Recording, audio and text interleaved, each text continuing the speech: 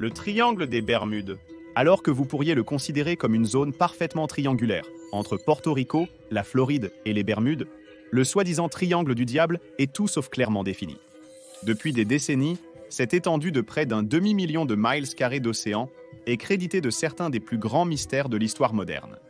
Qui est à blâmer pour ces disparitions? Est-ce qu'une accumulation de bulles de méthane a causé l'explosion d'un bateau de 164,59 mètres? Ou était-ce quelque chose de plus sinistre et plus vivant, surgissant de l'eau? Est-ce qu'un cyclone a abattu une flotte de bombardiers de la marine? Ou pourrait-on blâmer un trou de verre?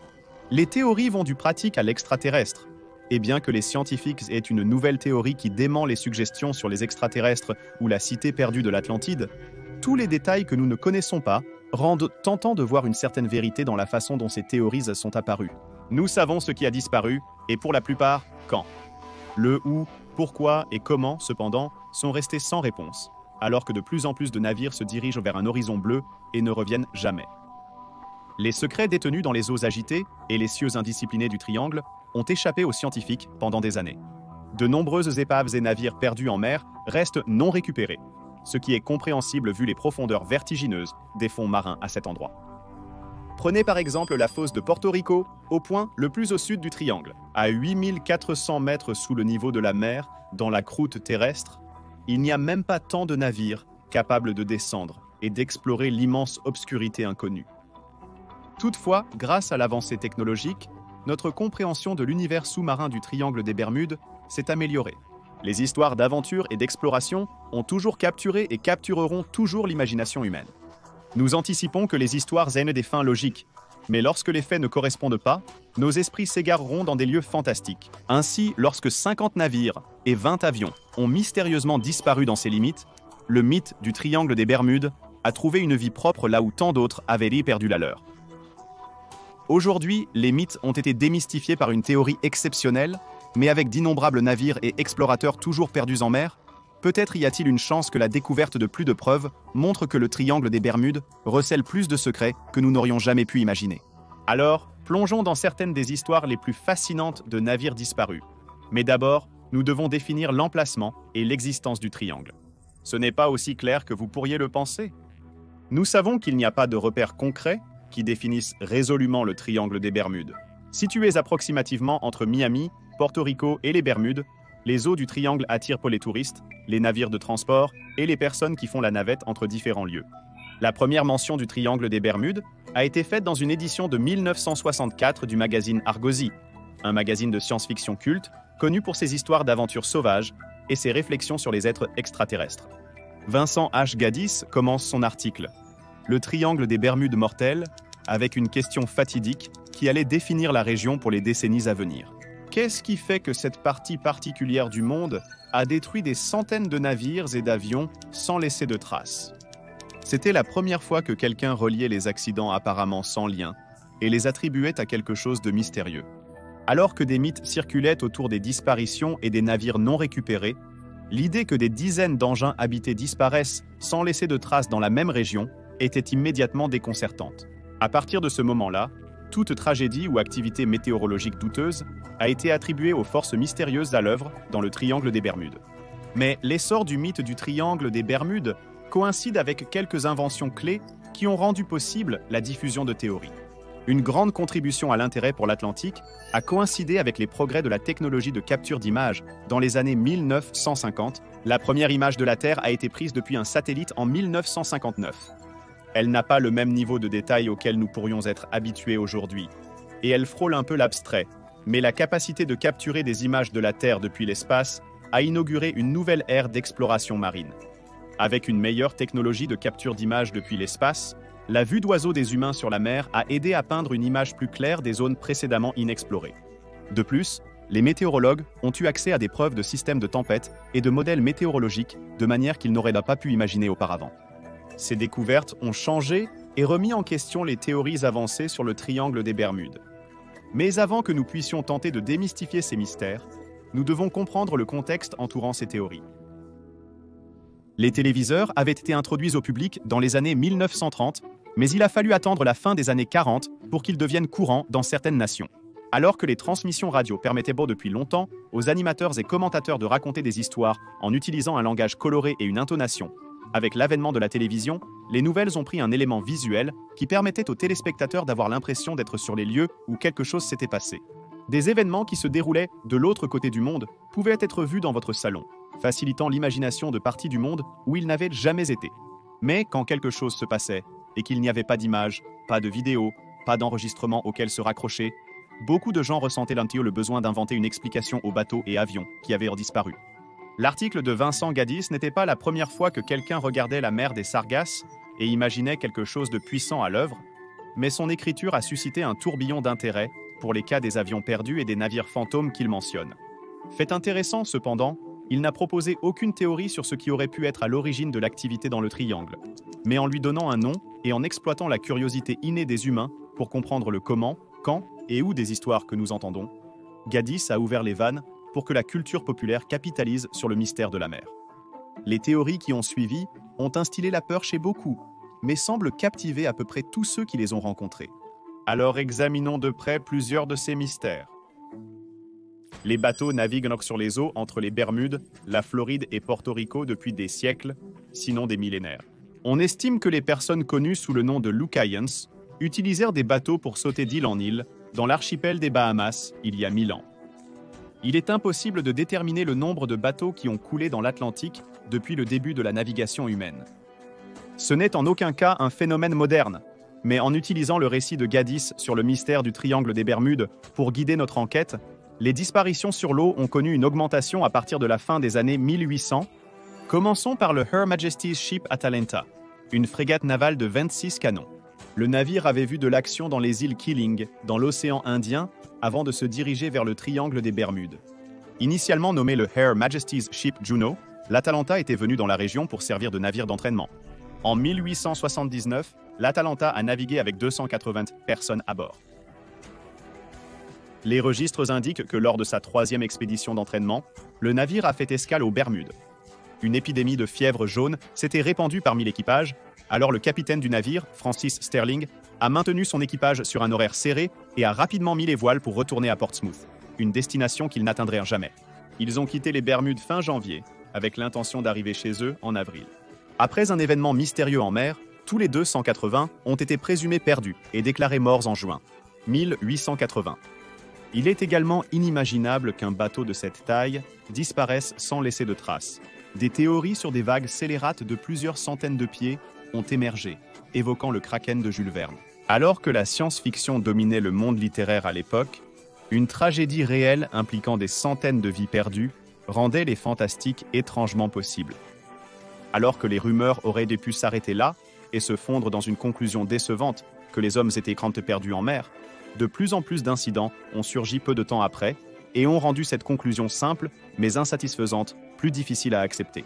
Mais la prochaine histoire est sûre de vous donner des frissons dans le dos. Juste un an plus tard, en 1881 peut-être, la rencontre la plus mystérieuse jamais enregistrée dans le triangle a eu lieu. Un schooner de 64 mètres, l'Ellen Austin, a pris sa route habituelle de Liverpool à New York City. Après plusieurs semaines de navigation, le capitaine Griffin de l'Ellen Austin a redirigé son cap et s'est retrouvé dans les eaux agitées de la mer des Sargasses, assez loin de sa route. Le détour a amené son équipage dans la ligne de mire d'un autre bateau qui semblait naviguer sans objectif. Par curiosité, l'Ellen Austin s'est approché du navire pour découvrir que le navire avait été entièrement abandonné.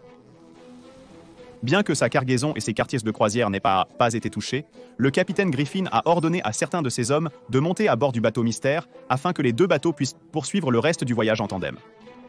Une fois le bateau revenu à New York, sa cargaison pourrait être déchargée et il pourrait chercher des preuves de ce qui est arrivé à l'équipage.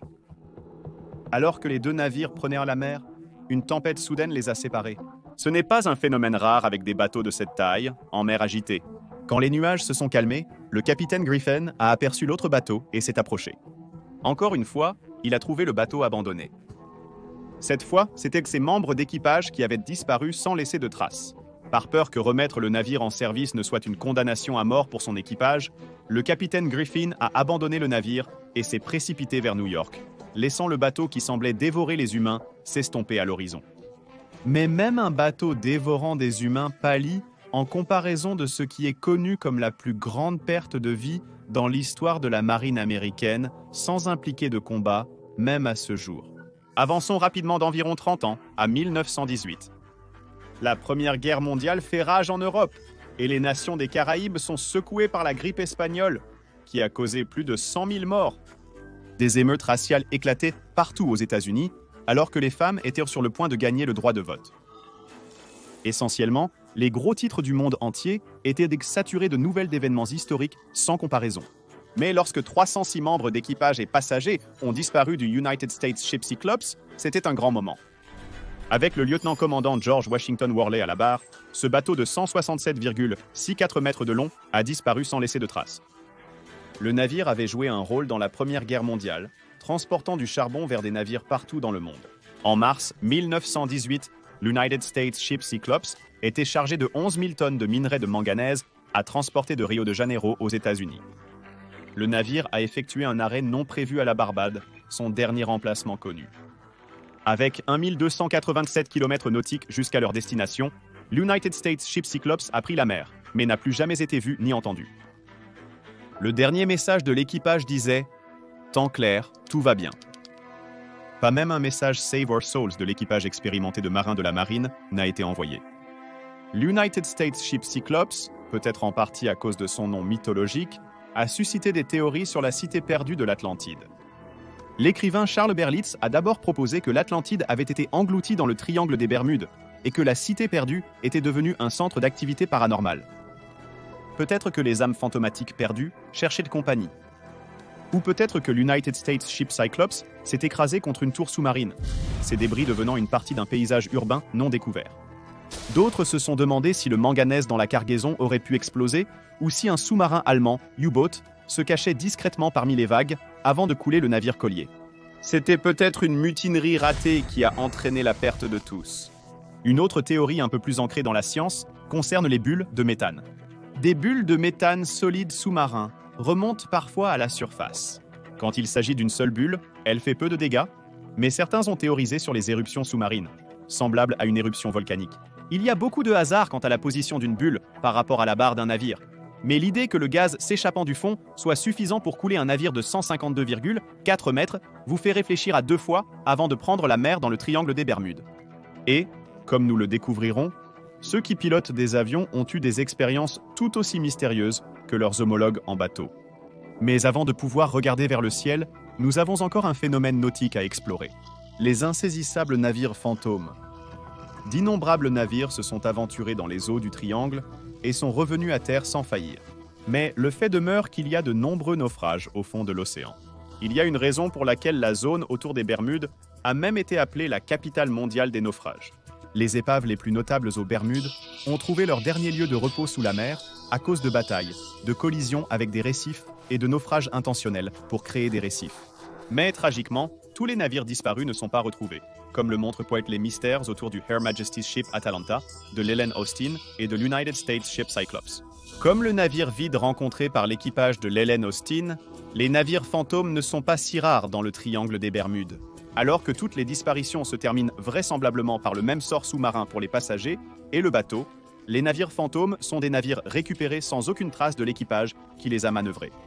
Le mystère autour d'eux semble exacerbé par rapport aux disparitions ordinaires. Par conséquent, les théories le tentant d'expliquer ce qui s'est passé semblent également s'intensifier, comme vous le verrez dans la prochaine histoire. Avançons de seulement 3 ans, à partir de la disparition de l'United States Ship Cyclops, dirigeons-nous vers les eaux à l'est de la Caroline du Nord. Le Carroll A. Deering était en route de la Barbade vers Norfolk, en Virginie. Dirigé vers le nord, un schooner à 5 mâts, le navire était manœuvré par un équipage de 10 ou 11 personnes. Le 31 janvier 1921, depuis le phare du Cap Hatteras, la garde côtière a repéré le navire. Pour citer quelqu'un qui l'a vu, comme un Hollandais volant, le schooner à 5 mâts, Carroll A. Deering, a émergé des brumes autour des Diamond Shoals aujourd'hui. Toutes les voiles déployées, mais sans équipage. Vraiment un navire fantôme volant sur les eaux. Lorsque le navire a atteint les Diamond Shoals, une topographie en constante évolution de bancs de sable, au large des Outer Banks, le Carroll A. Deering était irréparable. La garde côtière a exploré l'épave pour constater que le navire était totalement abandonné. D'après les rapports, les voiles étaient dilevées et la nourriture préparée mais non consommée lorsque les gens sont montés à bord. Il n'y avait aucun signe évident de lutte, d'attaque ou même de mutinerie. Juste 2 jours avant l'échouement du D-Ring, le navire avait passé le phare de Cape Lookout. Alors que les 2 bateaux se croisaient, un membre de l'équipage du D-Ring avait crié qu'ils avaient perdu les 2 ancres. Mais sinon, tout allait bien. Alors, comment les choses ont si vite dégénéré? Le navire a-t-il été attaqué par des pirates? Y a-t-il eu une mutinerie? Si oui, pourquoi auraient-ils abandonné un navire parfaitement bon et bien approvisionné? 3 mois après, Christopher Columbus Gray a découvert un message dans une bouteille sur la côte de la Caroline du Nord. Le message disait « D-Ring capturé par un navire à combustion d'huile, enlevant tout et menottant l'équipage. L'équipage était caché sur le navire, sans espoir d'évasion. » Cet indice majeur a suscité encore plus de théories. Le département d'État a lancé une enquête officielle pour essayer de déterminer si un groupe de pirates était vraiment à blâmer. Des questions se sont alors posées quant à savoir si la disparition de l'équipage avait un lien avec la politique de l'époque. Les rumeurs ont augmenté sur la possibilité d'une participation russe à la disparition de l'équipage. Un journal a rapporté qu'une recherche mondiale était en cours pour l'équipage du D-Ring. Il a théorisé que l'équipage était supposé être des prisonniers russes qui avaient été kidnappés et escortés hors du bateau. Mais il s'avère que le message dans la bouteille était un canular.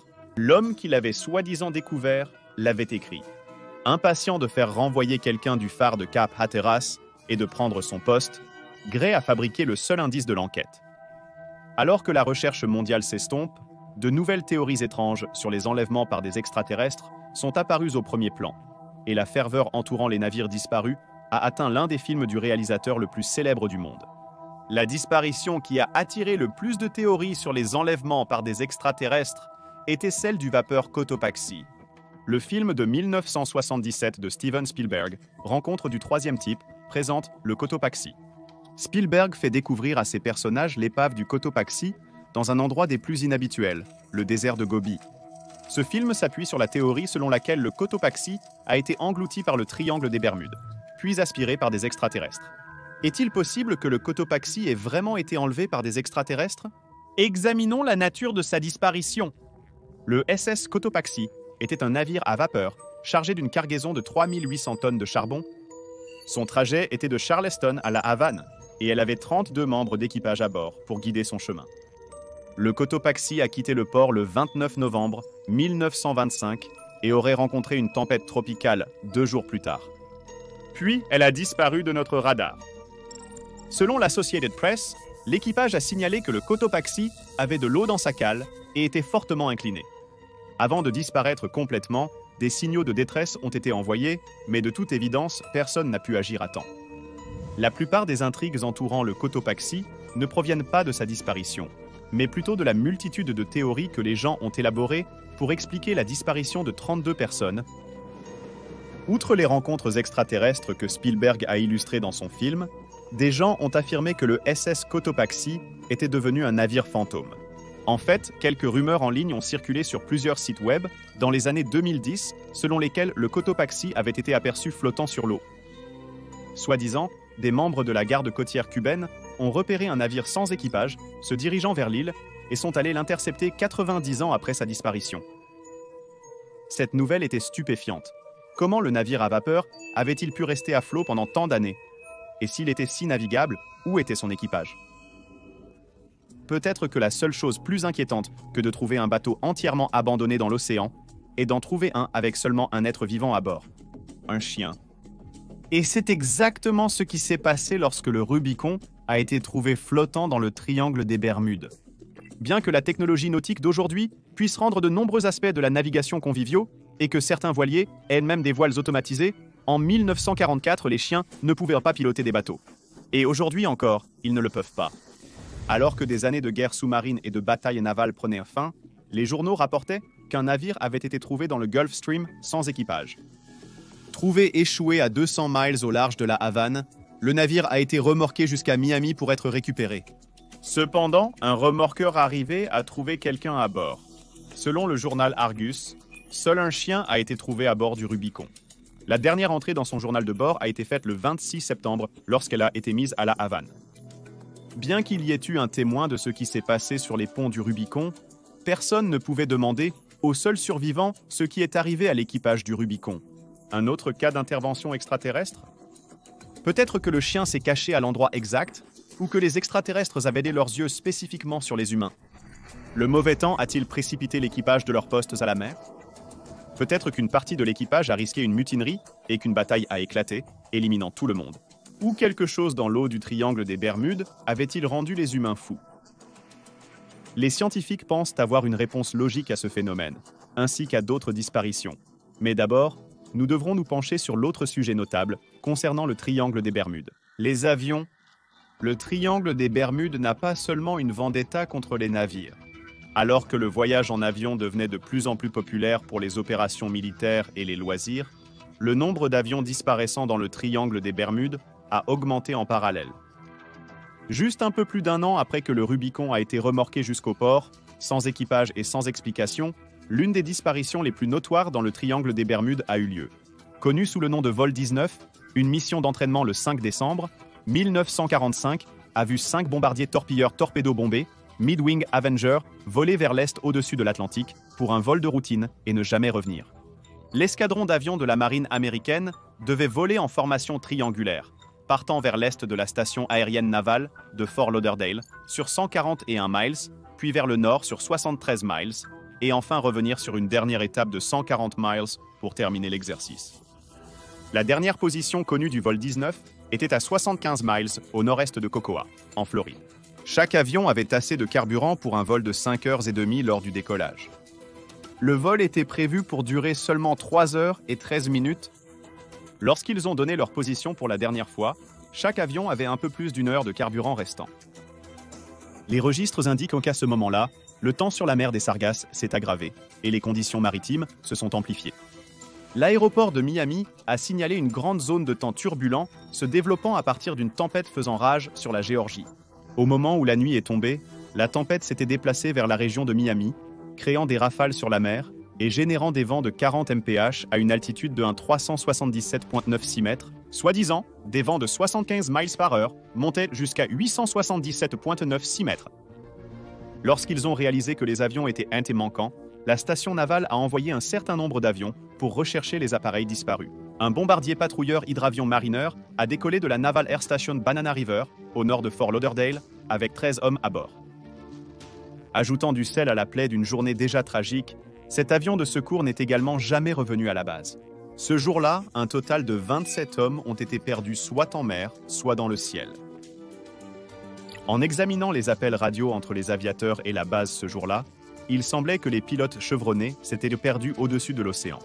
Un appel radio en vol a signalé des divergences entre les lectures de boussole de l'équipage et l'itinéraire qu'ils étaient censés suivre. Des vents puissants les avaient déroutés. Les équipages luttaient pour identifier leur position.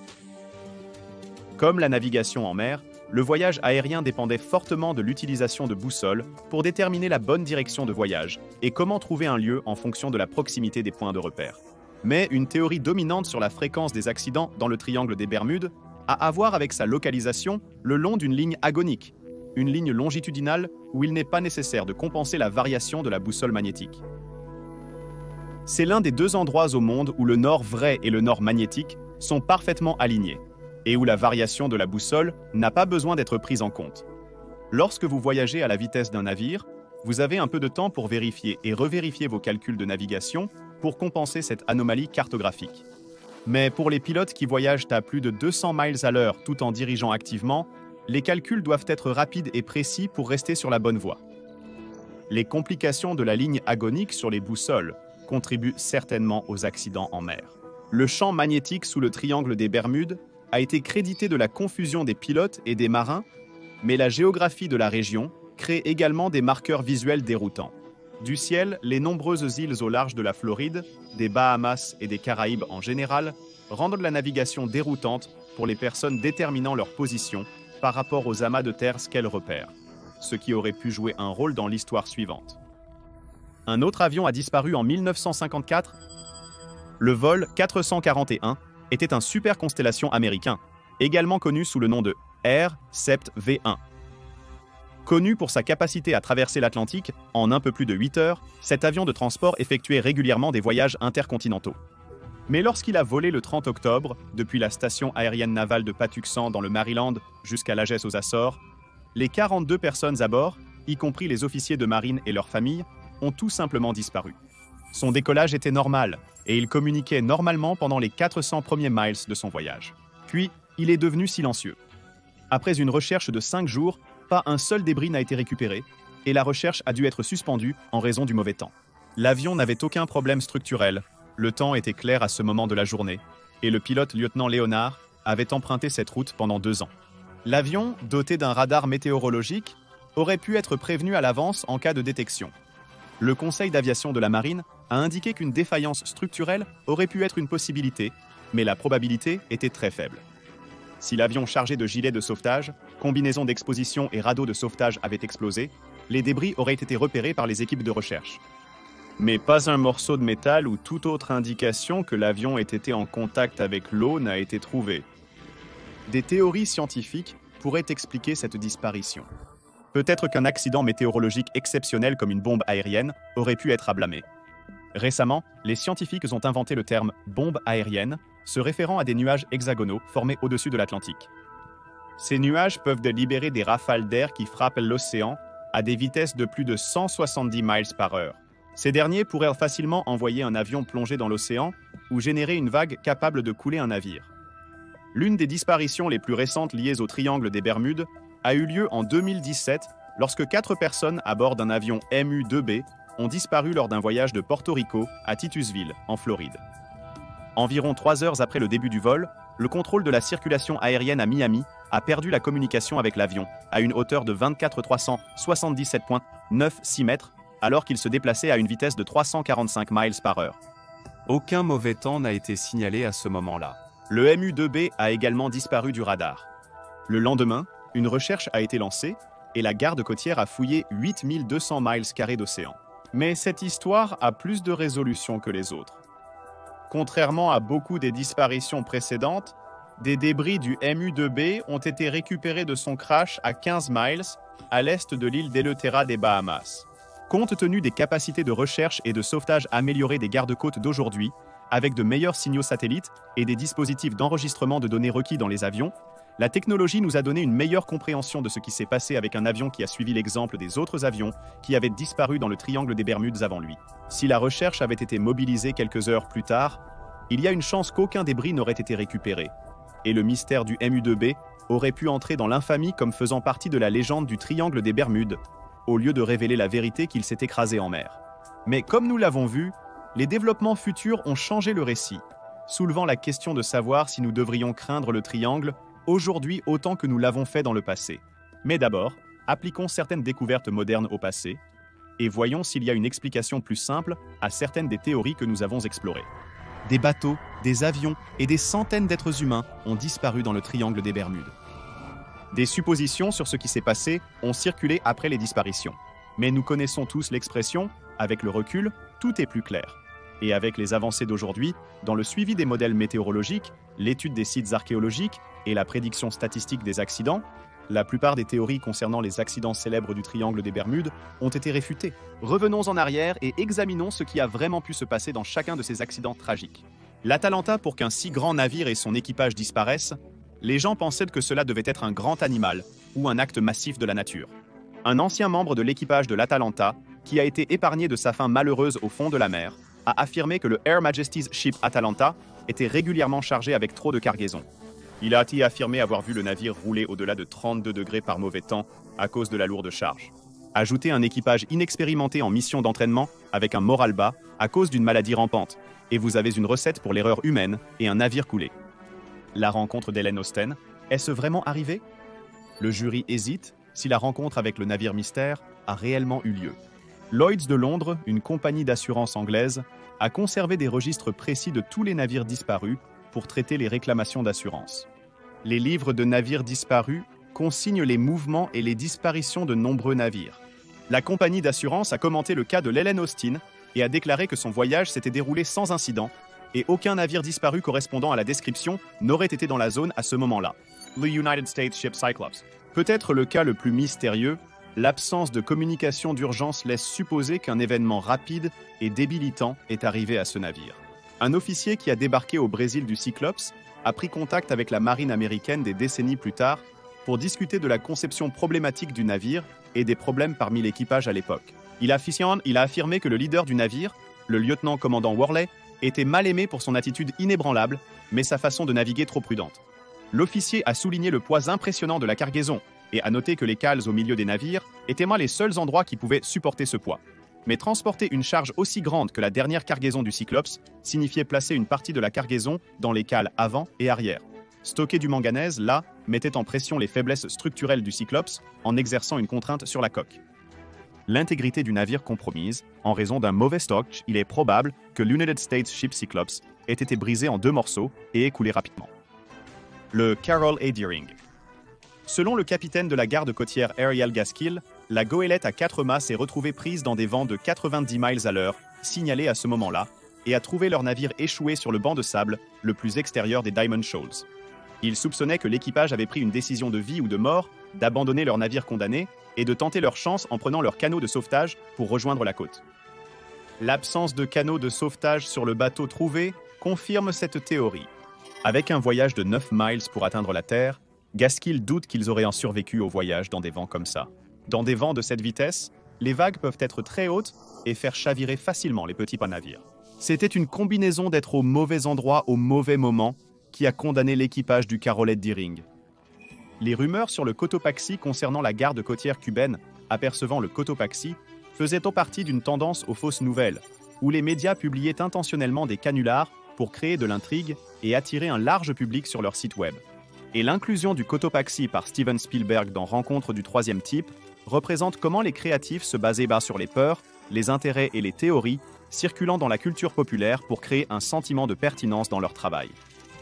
Bien que potentiellement décevant pour ceux qui veulent de croire que des extraterrestres sont à l'œuvre dans le triangle des Bermudes, l'épave du SS Cotopaxi a récemment été identifiée dans les eaux au large de la Floride. À seulement 35 miles au large de la côte de Sainte-Augustine, le Cotopaxi a coulé dans des eaux même pas considérées comme faisant partie du triangle des Bermudes. Au cours de 15 ans, les biologistes marins ont travaillé intensivement, prenant des mesures et comparant des plans pour partager leurs découvertes. En raison des nombreuses théories sur ce qui s'est passé, les scientifiques voulaient une preuve définitive que l'épave était le Cotopaxi avant de partager la nouvelle. Ils ont croisé leur découverte avec une plainte déposée par les proches de l'équipage du Cotopaxi. La plainte mentionne qu'un charpentier qui avait réparé les écoutilles du navire avait rencontré quelques autres navires d'une conception similaire qui avaient des défauts structurels. Il a affirmé que lorsque l'eau se déversait sur le pont, elle s'infiltrait dans la cale et alourdissait le navire. Lorsque vous examinez ce défaut de conception à la lumière de la tempête tropicale que le Cotopaxi aurait rencontré avant d'envoyer un signal de détresse, il est probable que le bateau a coulé à cause d'une mauvaise météo, d'une mauvaise conception et d'une malchance. Le Rubicon, ayant seulement un chien à bord, avait l'explication la plus simple pour les navires de fantômes. On soupçonne largement que le navire a en fait quitté le port sans personne à bord. La seconde moitié de l'article de presse cite des soupçons des autorités selon lesquels le Rubicon aurait pu se détacher de ses amarres au port et le navire sans équipage aurait dérivé en mer avec seulement le chien résident du navire à bord. Il n'y avait pas d'équipage pour avoir disparu vol 19.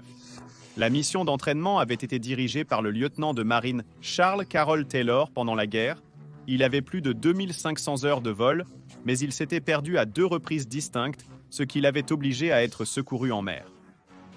Le jour des disparitions, Taylor était arrivé tard, demandant à ce qu'une autre personne dirige la mission d'entraînement. Cette demande a été refusée et a eu des conséquences terribles. La tragédie du vol 19 est attribuée à une série d'erreurs humaines qui ont toutes coïncidé. Tout d'abord, c'était une mission d'entraînement, où le lieutenant Taylor a choisi de surveiller depuis l'arrière de l'escadron plutôt que de mener, et des erreurs de débutants en navigation auraient pu égarer tout l'équipage. Même s'il s'agissait d'un équipage expérimenté, l'erreur humaine est quelque chose que personne ne peut éviter avec une certitude absolue. Lorsque le chef de mission n'avait volé dans cette région que quelques fois, leurs tentatives pour trouver leurs repères et confirmer leur emplacement ont pris beaucoup plus de temps qu'elles n'auraient dû. Lorsque vous volez avec seulement quelques heures de carburant, des erreurs comme celle-ci peuvent avoir d'énormes conséquences. Concernant le plan de sauvetage disparu, lors des efforts pour retrouver le vol 19, le PBM Mariner était spécialement conçu pour cela. Mais parmi ceux qui les pilotaient, ces avions avaient le surnom malheureux de réservoir volant en raison de la grande quantité de carburant qu'ils transportaient à bord pour voler longtemps en patrouille. Avant de décoller, il était habituel pour les pilotes de confisquer les allumettes et les briquets de l'équipage, car ces avions étaient hautement inflammables à cause des vapeurs d'essence. On pense que le PBM Mariner a explosé 2 heures après son décollage. Un navire marchand de passage a aperçu une boule de feu et a trouvé des traces de nappes de pétrole dans l'eau, à peu près au moment où il naviguait sur les eaux. Malheureusement, à cette époque, les explosions en vol n'étaient pas totalement inconnues. Vol 441. Pourquoi aucune trace de l'avion qui aurait pu exploser n'a-t-elle été trouvée? Alors qu'aujourd'hui les missions de recherche et de sauvetage ont réussi à trouver des débris en pleine mer, les humains seraient fous de penser que les missions dans l'océan Atlantique pour des débris sont autre chose qu'une recherche d'une aiguille dans une botte de foin. Les courants d'eau peuvent déplacer les objets dans de nombreuses directions, les tempêtes peuvent provoquer des vagues qui endommagent et coulent les radeaux de sauvetage, et parfois l'œil humain peut manquer le seul gilet de sauvetage flottant parmi une étendue de centaines de miles de mer intacte. Le Conseil d'aviation de la Marine a finalement conclu, je cite, Air Sept 5, un Buno, 128441, a rencontré une force soudaine et violente qui a rendu l'avion non navigable et était donc au-delà de la portée des efforts humains pour le contrôler. La force qui a rendu l'avion incontrôlable est inconnue. C'est tragique, mais certains accidents resteront à jamais des accidents, avec des causes inconnues, des conclusions insatisfaisantes et une quantité insupportable de douleur pour les familles des disparus, dont les derniers moments seront perdus dans le mystère. Les accidents mystérieux dans le triangle des Bermudes sont généralement dus à l'erreur humaine, à de mauvaises conditions météo ou à un accident maritime. Peut-être est-ce parce que si peu d'épaves ont été récupérées que les gens ont été si intrigués par les théories et les histoires. Mais l'océan Atlantique est très profond, avec une profondeur moyenne de 11 293,4 mètres et atteignant 2750 mètres dans la fosse de Porto Rico. Des grottes verticales profondes parsemées dans le triangle des Bermudes peuvent créer des courants qui peuvent emporter les débris et rendre la récupération impossible. Si un navire coule, il restera probablement là où il a atterri, dans un endroit où ni la vie ni la lumière ne s'attardent trop longtemps. Une des grandes questions est de savoir si les disparitions dans le triangle des Bermudes sont plus nombreuses qu'ailleurs dans le monde. Nous y arriverons, mais comme l'accident de 2017 l'a prouvé, notre technologie s'est améliorée, et plus nous pouvons trouver de preuves aussi près que possible d'un accident, plus nos chances de découvrir ce qui s'est réellement passé sont grandes. Alors, que devons-nous craindre dans le triangle des Bermudes aujourd'hui? Il y a un niveau de peur sain à avoir lorsque l'on monte à bord d'un bateau ou d'un avion, de la même manière que l'on devrait en avoir en montant dans une voiture. Les accidents arrivent, la technologie tombe en panne et les gens peuvent se blesser. Ni la garde côtière américaine, ni Lloyd's of London ne pensent pas qu'il y a plus d'incidents de navires perdus ou naufragés dans le triangle des Bermudes qu'en d'autres endroits. Sortir en bateau ou voler en avion comporte un danger inhérent. Mais il n'y a pas de danger inhérent au triangle des Bermudes qui n'existe pas dans d'autres régions du monde. C'est une réalité tragique, mais la nature de la mer et du ciel est telle que lorsque les humains s'y aventurent, nous sommes à la merci de Mère Nature. Mais la zone connue sous le nom de triangle des Bermudes voit passer plus de bateaux et d'avions que de nombreuses autres régions du monde, étant donné sa position le long de routes maritimes très fréquentées et à l'intersection de 4 continents. Là où il y a plus de bateaux et d'avions, il est naturel qu'il y ait plus d'accidents. Que ce soit dans le triangle des Bermudes ou ailleurs, les avions et les bateaux voient en moyenne moins de personnes mourir que les voitures, ce que beaucoup de gens intègrent dans leur routine quotidienne. Le confort humain face au danger provient de notre familiarité. Le triangle des Bermudes est une vaste étendue d'eau atteignant des profondeurs que nous ne pouvons atteindre et abritant des formes de vie que nous n'avons pas encore vues. Le mystère de l'inconnu donne à notre imagination la place pour inventer, et bien que des explications logiques d'erreurs humaines et de météo soient à expliquer pour beaucoup des histoires du triangle des Bermudes, il y a eu des mystères sur des avions disparus partout dans le monde, même ces dernières années. Le SS Waratah était un navire de passagers destiné à naviguer entre l'Australie et l'Europe. Avec 211 personnes à bord, ce bateau de 142 mètres a disparu en 1908 au large de l'Afrique du Sud et n'a toujours pas été retrouvé. La première femme pilote à traverser l'océan Atlantique, Amelia Earhart, était lors de sa deuxième tentative de faire le tour du monde en 1937 quand elle et son navigateur, Fred Noonan, ont disparu au-dessus de l'océan Pacifique. Des rumeurs disaient qu'Earhart était un agent secret ou qu'elle avait atterri en urgence sur une île isolée pour commencer une nouvelle vie. La disparition de la célébrité et pilote incroyablement douée montre que les accidents peuvent arriver à n'importe qui et que la tragédie en mer peut frapper dans les airs, pas seulement au-dessus du triangle des Bermudes. Le vol 571 de la force aérienne uruguayenne, connu sous le nom de Miracle des Andes, a vu un avion s'écraser haut dans la chaîne de montagnes des Andes, mais à l'époque, personne n'a vu. 2 mois après l'arrêt des recherches, les survivants luttaient contre des températures glaciales et ont dû recourir au cannibalisme pour rester en vie. 16 survivants ont été miraculeusement secourus. Cet événement de 1972 a donné aux familles de ceux qui ont disparu pendant des années l'espoir que leurs proches auraient survécu à des accidents et leur a donné l'inspiration pour continuer à chercher longtemps après l'arrêt des recherches. Plus récemment, le vol MH370 de Malaysia Airlines, un avion de ligne commerciale avec 239 personnes à bord, est devenu l'une des disparitions d'avions les plus mystérieuses de l'histoire. Des documentaires ont été réalisés, des podcasts créés et des livres ont été écrits sur ce qui est arrivé aux centaines de personnes qui ont disparu. Même à une époque où l'imagerie satellite et la détection radar sont sans précédent, il est impossible aujourd'hui de balayer la totalité de la surface de l'océan Indien, sans parler de ce qui se trouve sur son fond. Mais peut-être qu'un jour nous tomberons sur d'autres épaves pour révéler la vérité sur les fins mystérieuses de ces véhicules. Mais pour l'instant, le mystère du triangle des Bermudes a été quelque peu dissipé. Ni les aliens, ni les trous de verre, ni les sirènes vengeuses ne sont responsables. Plutôt une coïncidence d'erreurs humaines, de conceptions défectueuses, de mauvais temps et d'accidents, est le fil commun entre les bateaux et les avions qui ont rencontré des fins étranges dans cette région de l'océan Atlantique.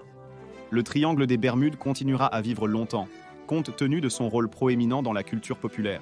Il a inspiré des films et des histoires de fantômes autour des feux de camp, mais son mystique fantastique a également détourné l'attention de la tragédie des personnes qui ont perdu leur vie. Les avancées actuelles en sécurité et recherche-sauvetage rendent les accidents occasionnels notables. Alors que le public connaît le triangle des Bermudes dans tous les sens, en fonction de ses nombreuses histoires et pouvoirs mystiques, le Conseil américain des noms géographiques ne reconnaît pas le triangle des Bermudes comme un nom officiel et ne conserve pas de dossier officiel sur la zone. Il se peut qu'il ne perdure pas dans la science puisque les théories à son sujet ont été réfutées, mais son rôle en tant que relique culturelle est indéniable et perdurera pour les générations à venir. Merci d'avoir regardé.